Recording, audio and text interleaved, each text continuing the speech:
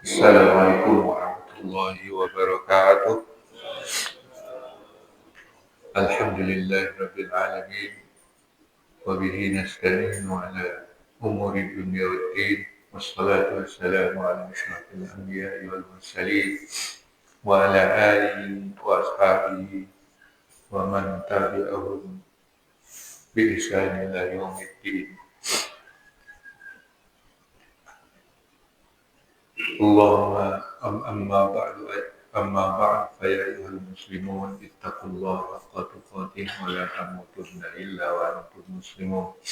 Allahumma ya rabbana zidna ilman nafi'an warzuqna fahman wasi'an wa alhiqna bis salihin.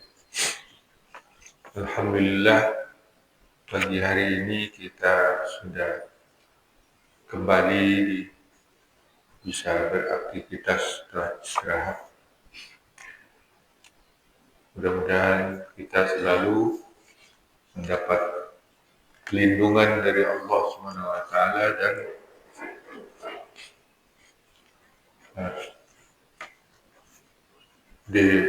mendapat hidayah dari Allah SWT. Amin ya rabbal alamin. Salawat dan salam kita aturkan kepada baginda Rasulullah SAW. Muhammad wa ala ali sayyidina Muhammad. Lanjut, masih di halaman 194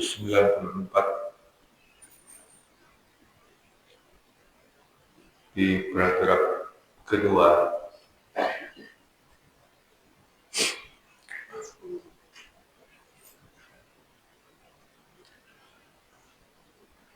Bismillahirrahmanirrahim.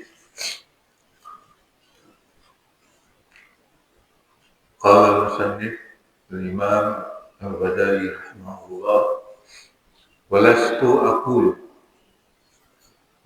aqulu inna ismal fiqhi lam yakun mutanawilan lil fatawa fil ahkam az-zahirah, walakin kana bi tariqil umumi wasyumuli aw bi tariqil istikbar, fakana itlaquhum lahu ala ilmi al-akhirati aksar. Dan aku tidak mengatakan bahwa nama fikih itu, istilah fikih itu tidak mencapai fatwa-fatwa hukum yang lahiriah, fatwa keputusan hukum yang lahiriah. Tetapi itu dia mencakup dengan jalan yang umum dan mencakup, atau dengan bitariqil istitba', atau dengan jalan turutan, ya, karena dia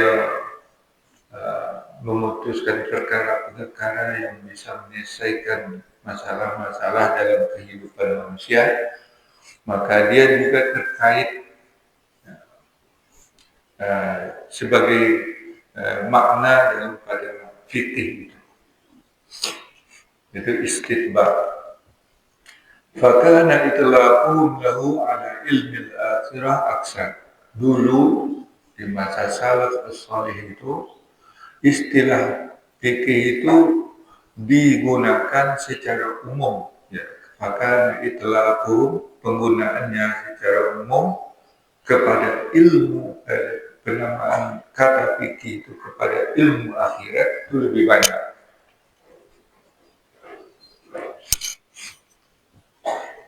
Ya, jadi tidak khusus hanya kepada hukum-hukum fikih yang seperti sekarang.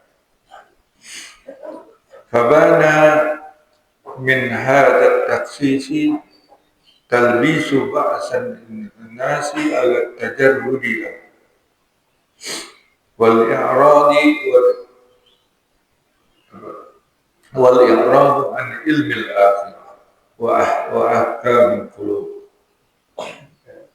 Wawajadu ala dhalika mu'inan min at-tab'i.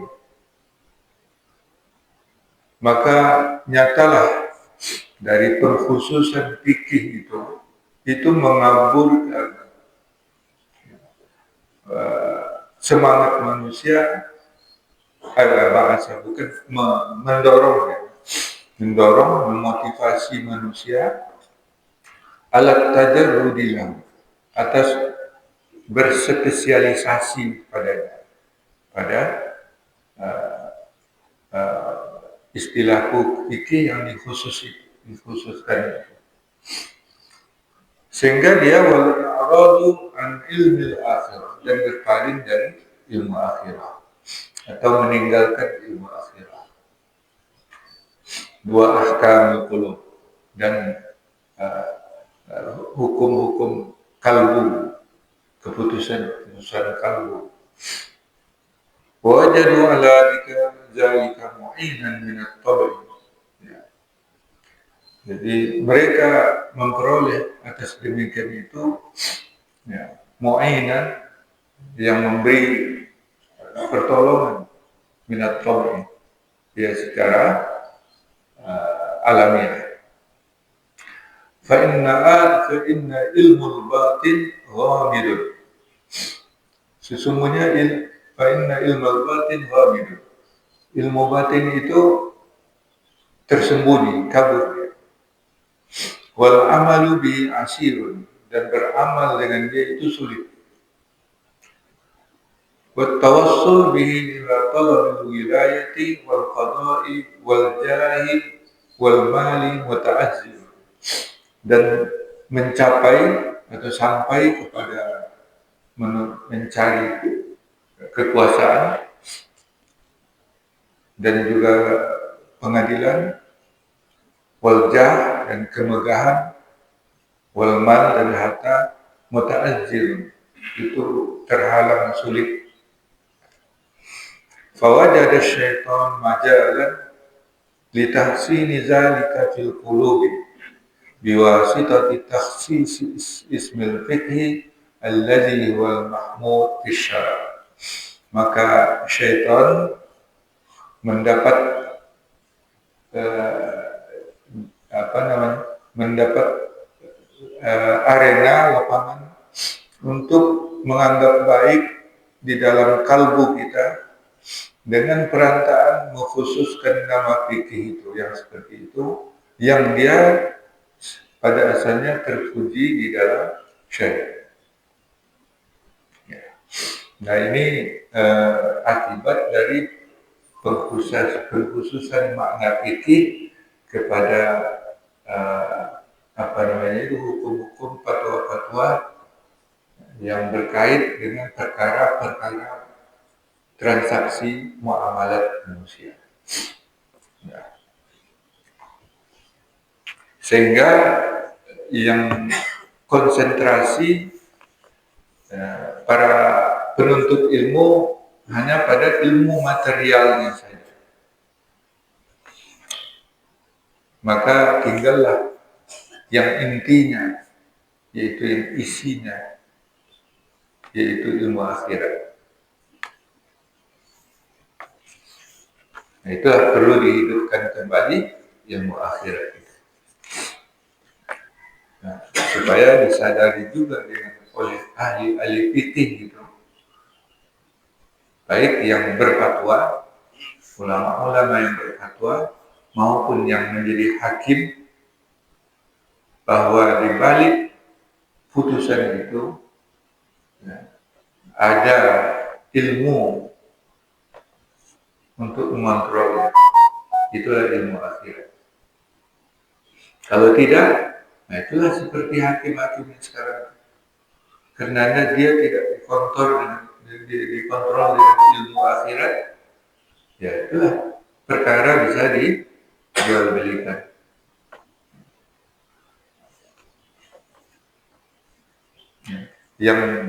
Yang benar bisa salah, yang salah bisa benar. Itu karena dia kosong dari ilmu akhirat.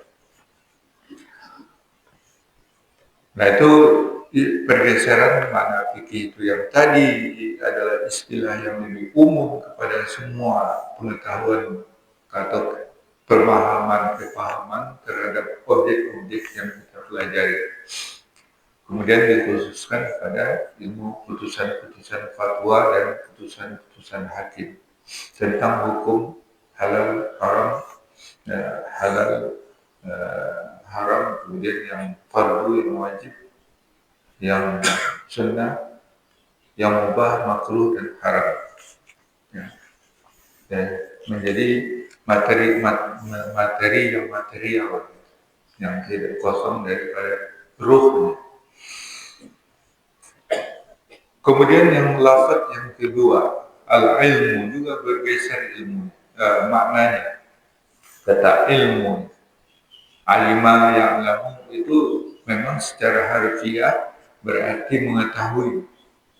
Saya tahu, alim itu, saya mengetahui. Ya.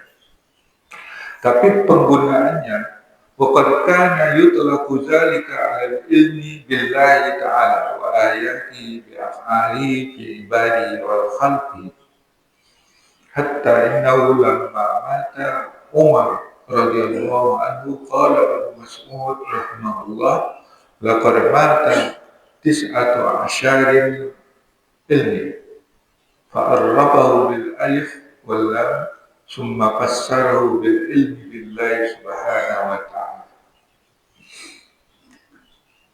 Dan dulu di masa salaf itu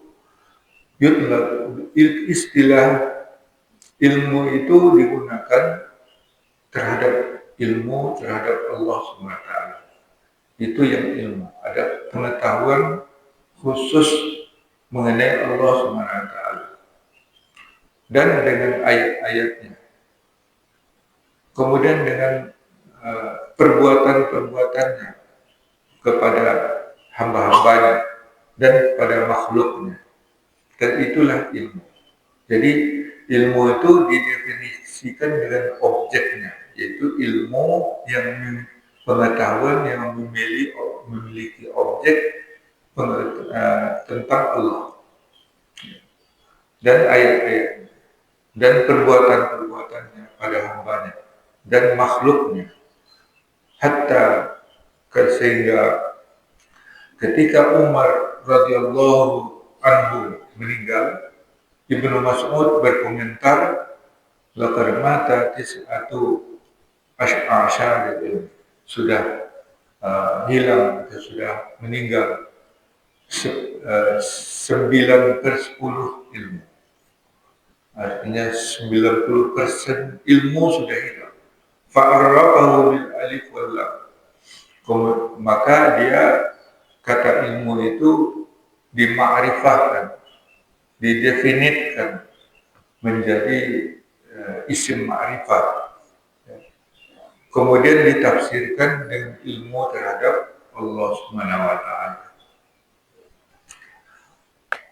Nah, jadi ilmu ini khusus.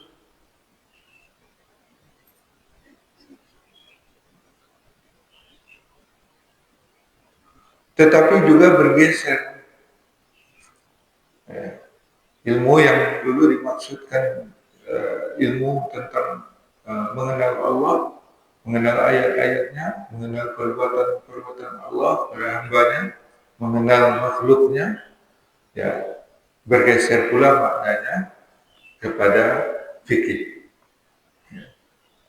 Waqad tasarrafu fi aidan bitakhsis hatta syahru fi aqfil aksari biman yashtaghilu bil munazara ma'al khusumi fil masailil fiqhiyyah wa ghairiha.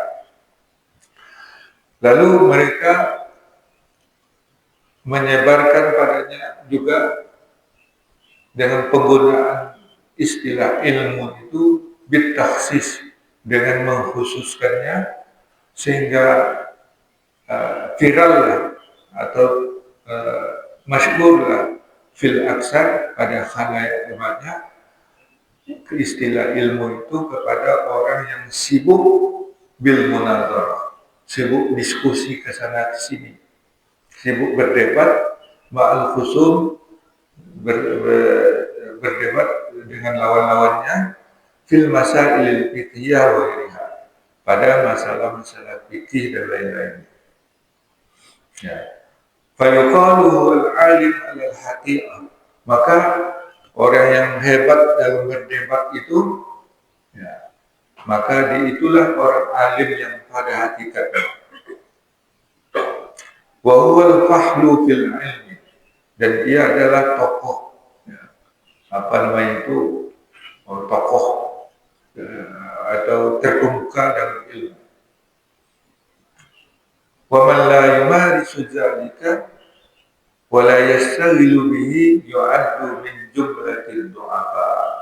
Siapa yang tidak mahir dengan demikian itu, tidak sibuk dengan berdebat dengan lawannya, itu dianggap atau dihitung dia dari kelompok orang-orang yang du'afa, tidak berani berbunyi. Wala yu'adduhum fi zumrati ahli ilmi. Mereka tidak memasukkannya, tidak menghitungnya ke dalam kelompok ahli ilmi. Wa hadza idzan tasarruf bitakhsis. Dan ini juga pergeseran makna seperti itu adalah pergeseran bitakhsis, dengan mengkhususkan kepada suatu kondisi. Jadi orang alim itu adalah orang yang pandai berdebat. Nah, itulah kira-kira makna dari ilmu pergeseran di masa Imam Al-Ghazali. Tapi kan sekarang nggak seperti itu betul. Walakin ma warada min fadail ilmi aksaru fi ulama'i billahi ta'ala wa bi ahkami wa bi af'alihi wa sifatihi. Tetapi yang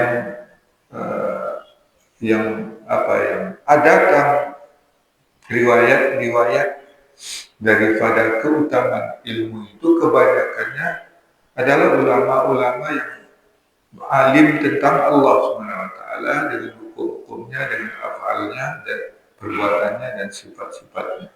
Nah, itu yang disebut alim semulanya atau di zaman salaf.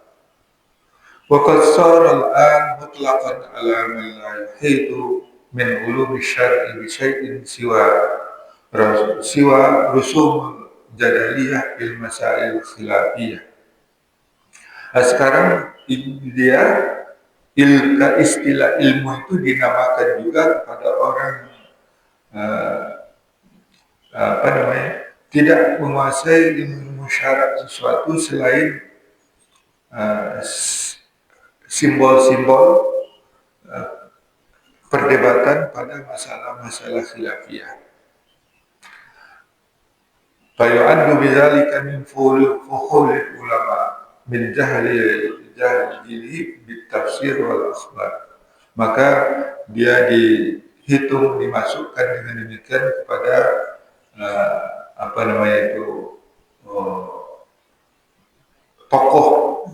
tokoh ulama, bersamaan ketidaktahuannya dengan tafsir dan hadis-hadis dari Al-Quran dan hadis. Wa ilmu mazhab, dan ilmu tentang mazhab dan lain-lainnya. Wa sara dzalika sababan muhlikan li khalqin katsir min ahli talabil ilmi.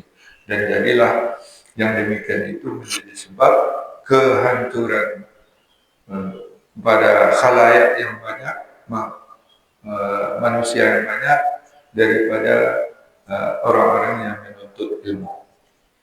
Ya.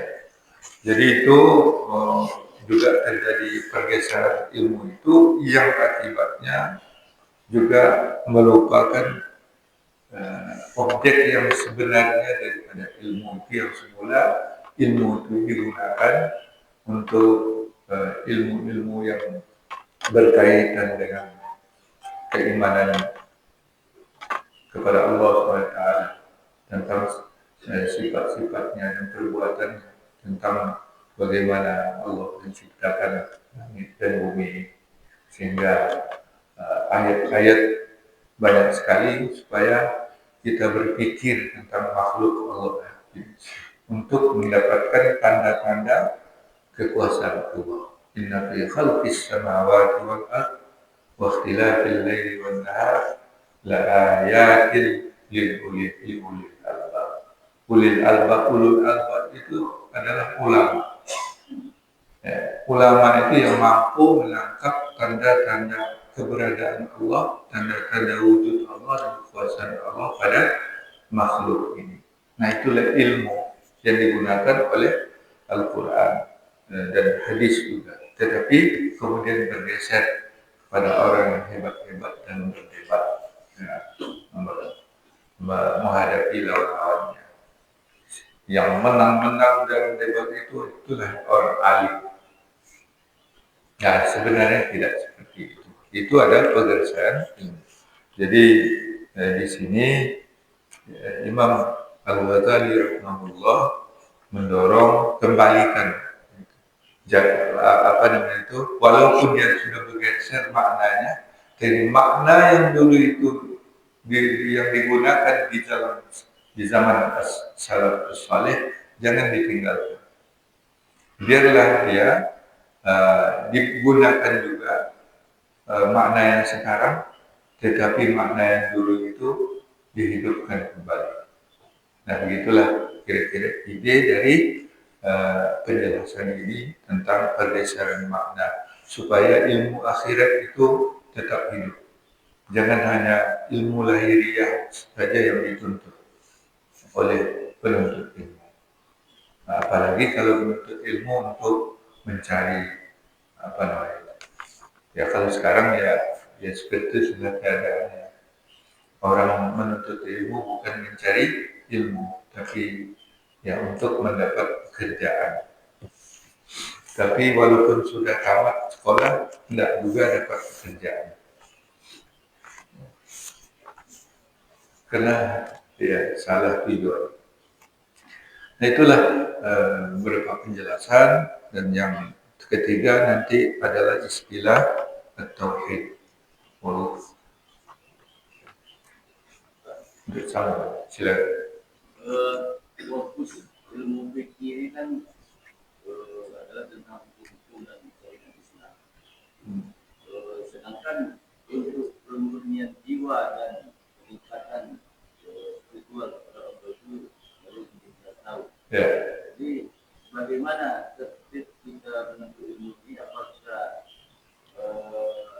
fikih dulu baru tasawuf, atau bisa tasawuf dulu baru fikih, atau bisa berbarengan? Ya, itulah dulu harus perkuat batangnya dulu. Ya, jadi tapi secara berbarengan itu tidak secara formal. Artinya penanaman terhadap ilmu akhirat ini bisa berbarengan dengan ilmu-ilmu dasarnya. Cuma tentu yang ringan-ringan, melalui percontohan, melalui teladan, melalui kebiasaan. Jadi sejak kita kecil itu sudah mesti dibiasakan kepada hal-hal yang bersifat rohaniah. Ya. Tapi tentu belum diajarkan secara formal. Yang diajarkan itu bagaimana kita cara sholat, puasa, zakat, puasa, dan haji, dan yang wajib-wajib yang lainnya. Nah, setelah itu punya dasar, punya kuat, barulah memperhalus lagi dengan ilmu-ilmu akhirat, tasawuf.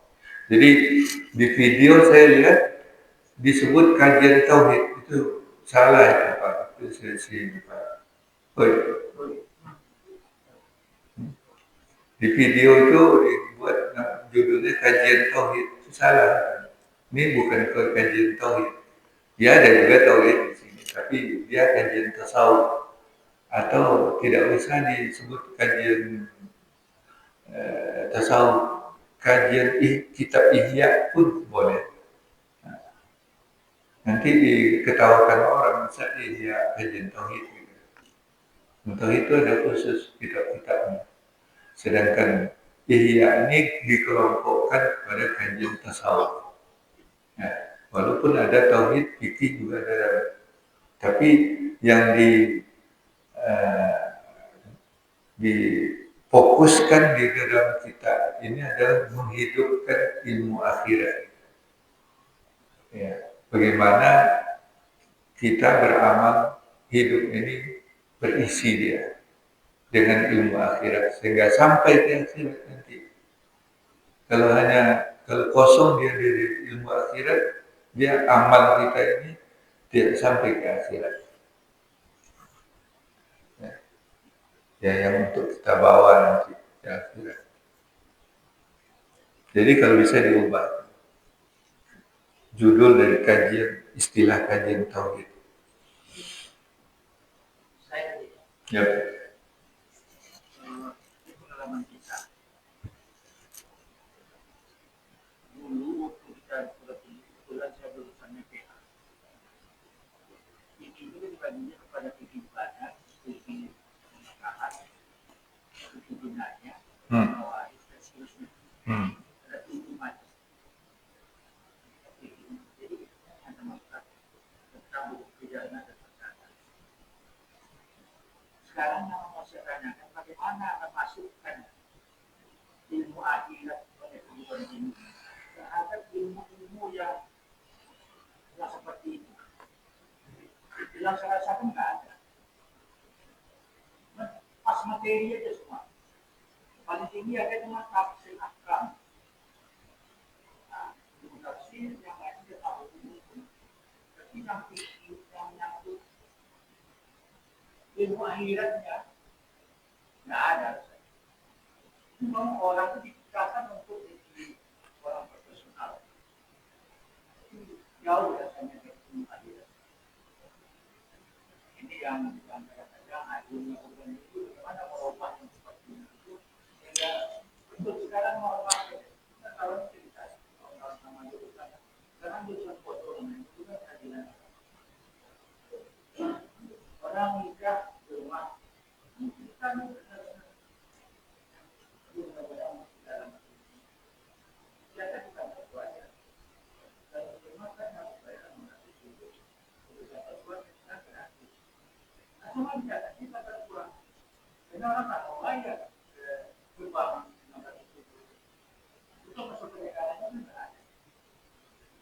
ini yang berkembangkan. Kenapa? Ilmu agama ini semua itu yang kita sama masyarakat tahun ini. Nomor kali itu menjadi ilmu yang ini. Itu perkawalan ilmu akhirat ini itu sekali. Mana kita berkembang sekarang. Ya, inilah pelajarannya karena banyak disalahpahami. Kalau tidak mau menggunakan istilah tasawuf, ya, gunakanlah istilah akhlak. Jadi pelajaran akhlak dari SD itu karena tidak cukup dengan mempelajari materialnya, dia harus dibiasakan. Ya, jadi pembiasaan dari awal itu bisa membentuk kita. Bagaimana kita berbuat dengan ikhlas, bagaimana kita berbuat adil. Perlakuan kita kepada anak-anak kita juga tentang keadilan bisa membentuk kepribadiannya tentang keadilan. Nah, nanti bisa memperkuat pemahaman-pemahamannya di guru-guru di sekolah. Tapi kadang-kadang tidak dilihat itu. Jadi ilmu teorinya ada dalam buku-buku. Nah, itu bisa diajarkan oleh guru-guru teorinya. Tapi prakteknya harus dilihat, disaksikan oleh para muridnya dan para mahasiswanya. Bagaimana memperkuat ruh dari ilmu itu. Kalau orang dilatih untuk di pengadilan, kan ada itu. Kalau di kota syariah itu ada praktek pengadilan, ya, memutuskan perkara. Ya. Jadi penanaman keadilan itu bagaimana dia supaya adil? Nanti dia sudah mendapat gaji dari karena dia sudah menjadi apa namanya ASN, digaji oleh negara. Dia akan menikahkan orang. Ya tentu dia harus mengikuti ketentuan-ketentuan yang dibuat oleh negara. Kalau mau sekarang kan pembayaran 600.000 itu melalui bank. Ya, sudah ada bukti itu tidak ada pembayaran lagi. Kalau ada penerimaan di luar itu dan tidak masuk ke kas negara, itulah kecurangan, korupsi. Kenapa? Karena kosongnya di sini. Tidak takut kepada keimanannya kepada balasan Allah Ta'ala itu tipis. Terutama karena mungkin ilmu tauhidnya dulu tipis juga. Nah, dia kan tasawuf, akhlak, tauhid aja tipis. Dia kan tidak, ketika dia menerima itu dia tidak ingat bahwa ini adalah neraka.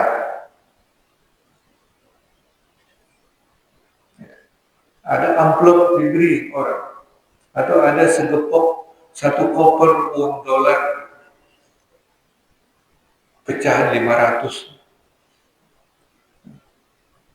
Dia nggak ingat dia ketika dia menerima itu,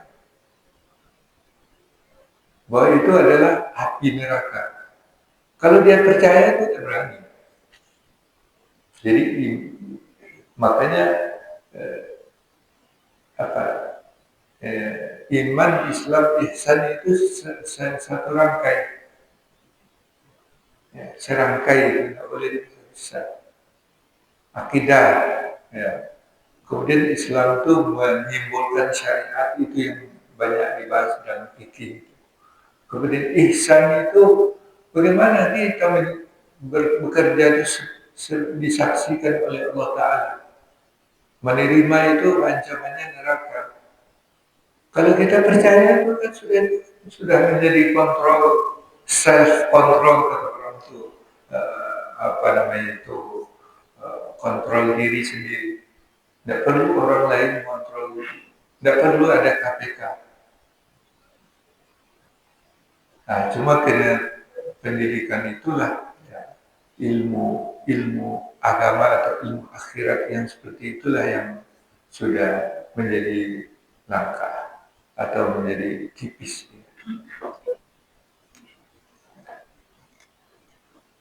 Nah, bagaimana penyelesaiannya? Yaitu itulah ya, di pondok-pondok pesantren itu kan ya relatif lah anak-anak pondok itu lebih baik daripada yang bukan pondok. Apalagi di SMA. Bandingkanlah anak-anak yang belajar di sekolah umum dan anak-anak yang pondok. Kan nampak perbedaannya secara umum gitu.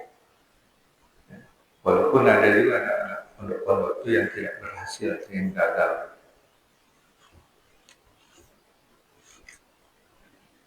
Nah, kirimlah anak ke pondok.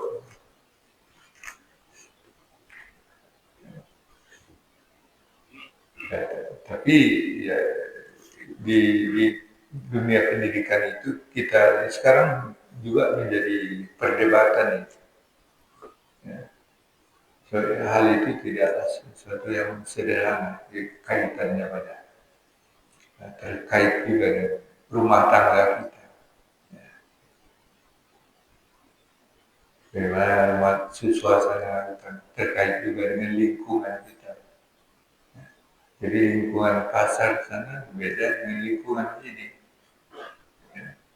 Orang yang hidup di lingkungan pasar, ya beda dengan di lingkungan yang hidup di kampung. Itu juga berpengaruh. Itulah yang menjadi kewajiban dunia pendidikan. Yang mudah-mudahan itulah Dan inilah yang diingatkan oleh Imam Al-Ghazali. Ya. Habibie di masa akhir hidupnya ditanya oleh kawan dan diwawancara, kalau Bapak harus memilih salah satu ilmu karena dia ahli teknologi dan kalau Bapak memilih ilmu memilih antara ilmu dunia atau ilmu akhirat, ilmu yang mana ya Pak pilih? Itu dia menjawab ilmu akhirat. Ya. Bagaimana menurut Pak? Ya itu karena dia merasa kekosongan. Ternyata sepandai apapun, setinggi apapun tentang teknologi, tentang sains, tidak bisa membuat dia bahagia. Yang ada itu kecemasan, kegelisahan. Yang ada itu ketakutan, kekhawatiran. Tapi dengan ilmu akhirat, itu tidak ada menghilangkan ketakutan. La khaufun alaihim wala hum yahzanun wala tahzan. La tahzan innallaha ma'ana. Tidak ada kesedihan dan tidak ada ketakutan, khauf terhadap duniawi, karena dia bersama dengan pelindungnya yaitu Allah SWT. Kemudian ketenangan, ala bi zikrillahi tatmainnul qulub. Ya apa lagi? Apa yang dicari di dunia kalau hanya untuk menimbulkan ketakutan, menimbulkan kekhawatiran, untuk apa? Tapi tentu saja seperti yang dijelaskan oleh Imam Al-Ghazali pada sebelumnya yang sudah kita baca, ilmu-ilmu itu perlu untuk kehidupan. Kalau tidak ada pula orang yang menjadi kewajiban itu adalah mengisinya, menambah muatannya dengan ilmu akhirat. Kuasai teknologi, tapi bagaimana mengontrol ilmu teknologi supaya bermanfaat, bisa membahagiakan orang. Nah itulah sebetulnya yang diinginkan oleh di kehidupan di dunia, seperti yang tercermin dalam ajaran Al-Quran dan Hadis.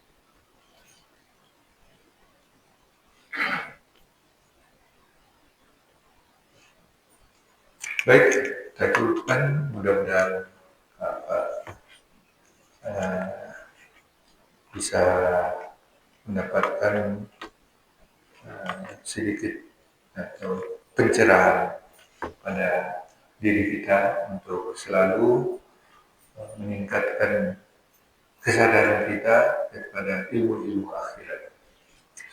Kalau kita tambah takut kepada api neraka. Ya, jangan ada orang yang memperguraukan itu. Na'udzubillah min dzalik. Di api neraka itu diperguraukan. Ya. Wallahu a'lam bishawab. Subhanallahi wa bihamdihi asyhadu an la ilaha illa anta astaghfiruka wa atubu ilaik. Wallahu waliyut taufiq wal hidayah wal afu minkum. Wassalamu alaikum warahmatullahi wabarakatuh.